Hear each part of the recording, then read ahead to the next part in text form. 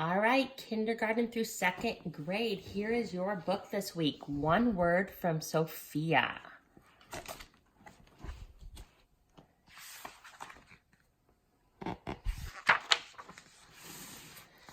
Sophia's birthday was coming up, and she had 5 things on her mind. 1 true desire and 4 problems. Her 1 true desire was to get a pet giraffe for her birthday.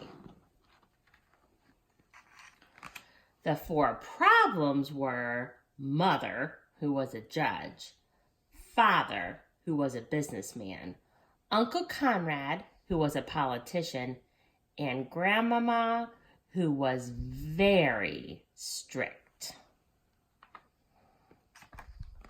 Sophia presented her case to Mother. I would like a giraffe, she said, because they burn less gasoline, so they meet federal regulations better than the cars we use now. In the last 50 years, no giraffes have been recalled for defective parts, and newer models have a particularly strong safety record.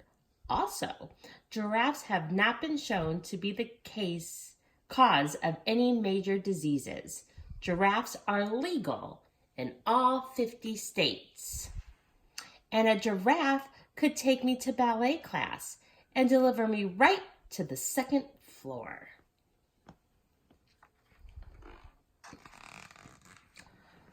Her argument was accompanied by a compelling slideshow that included a map to the walk to class. I'm sorry, said her mother in her decision, but I will have to rule against a giraffe at this time.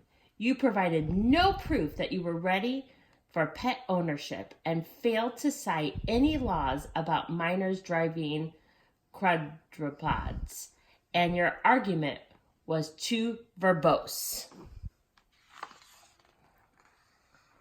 Verbose? Asked Sophia. What's that mean? Too many words, said Mother. How many should I use? Fewer, said Mother, and she retired to her chambers. So Sophia used fewer words with her father. Giraffes, said Sophia, are a good source of manure, which can be sold at a profit to garden centers and activists. In short, people will pay me for poop.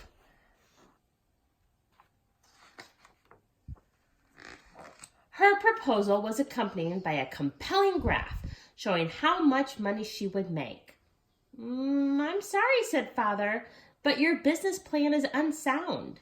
You fail to count the cost of care and feeding for your manure producer, not to mention the warehousing of poop. And your presentation was far too effusive. Effusive? Asked Sophia. What's that mean? Too many words, said Sophia. Too many words, said Father. How many should I use? Fewer, said Father, and he got back to his conference call. Sophia pulled the other members of the household and presented the results to Uncle Conrad. 4 out of 5 respondents are in favor of giraffes, she said. The results were accompanied by a compelling pie chart.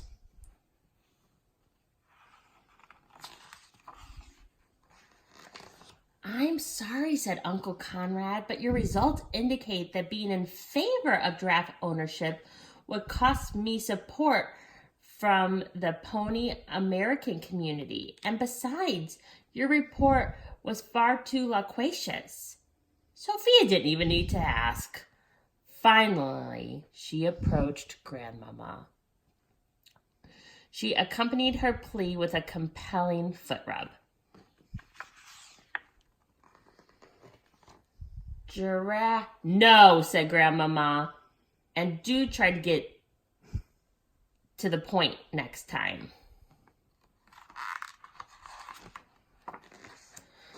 In a last desperate attempt before her birthday, Sophia prepared to speak to everyone at once. She revised and shortened her proposition until it was just one word. Please!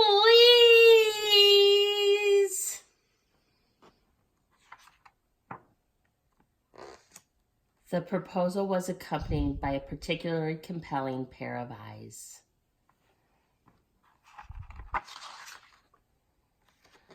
On her birthday, Sophia was delighted to find that short and sweet often brings results.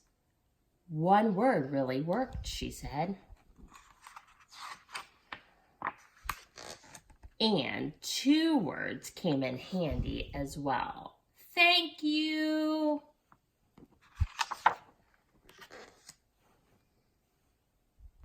And there's a glossary, boys and girls, on some of those big words that we talked about in the story. So if you get this book as a lucky winner this week, you'll be able to look at this glossary. But also, don't forget, Mrs. Levine has ordered one word for Sophia, and you can find it in the school library. Have a great week.